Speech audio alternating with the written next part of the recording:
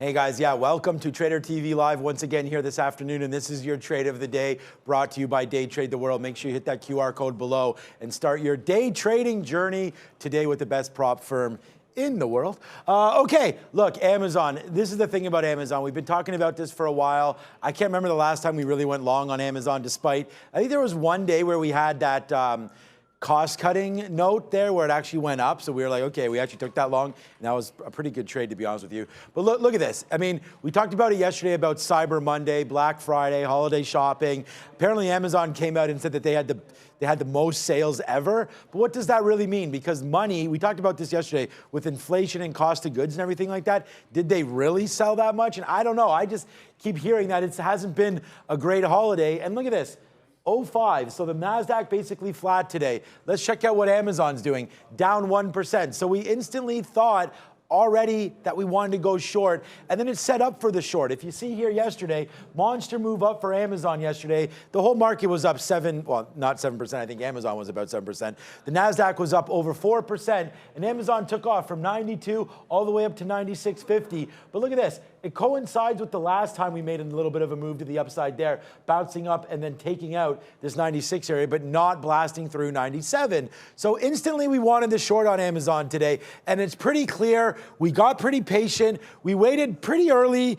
We didn't wait too early, but we got in about 940, let it sort of settle down. In the pre-market, we had some tops, noticing that the top was about 97, 97.20. So for me, that coincides with past resistance levels up top. So we instantly knew we wanted to get the short. But because we started the short here about 96.75, we had to let it sort of float up a little bit because our outs were about 50 cents worth of damage. So when it floats back up, we take a little piece out at 50 there. That's only 25 cents, not good enough. Let it go back up, and now we got a 97 short.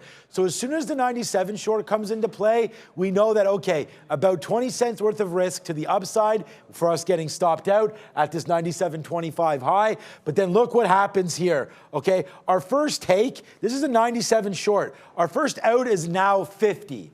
So right there already, we're almost 3 to 1 on the risk to reward, because again, remember, 25 cents is our out. The first take here is 50. Then it just absolutely collapses. And I put this NASDAQ up here to show you. It actually just coincides with this NASDAQ move at 10 o'clock. So we had, was it ISM it was today? Yeah, it was ISM manufacturing at 10 o'clock. So we were holding for that. Numbers been great or whatever, we don't know what's going to happen. This is part of the risk that's intact. So we have this short, it just bleeds all the way down. It's like profit, profit, profit, profit. And then where we get out, the last piece is at 95. And if you're going to look here on the 20-minute chart, you can sort of see we do have some past resistance. I should have drawn a line instead of using my hands here, but there was past resistance and support at 95. So that's really what targeted some of these outs as we fall down. Remember, we're short 97, so we're taking $1.50, $1.80 on this. And then finally, guys, and this is where we said it on the morning show, where do you get out of your trade?